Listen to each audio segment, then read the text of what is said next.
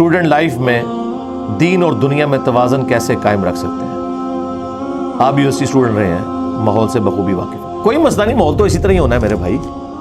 ابھی تو آپ کی پریکٹیکل لائف شروع ہونی ہے, پھر آپ کو اپنے ماں باپ کے چھپے ہوئے عیب نظر آئیں گے. شادی سے پہلے لوگ کہتے ہیں میرے ماں باپ جیسا ہے ہی کوئی نہیں, باقی تو شاہ ہی کوئی نہیں.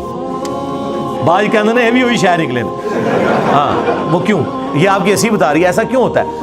اس وجہ سے پہلے آپ نے انہیں ماں باپ کی شکل میں دیکھا ہے جن کی امپائر کبھی بھی شیئر نہیں ہو رہی ہوتی کسی اور کے ہاتھوں.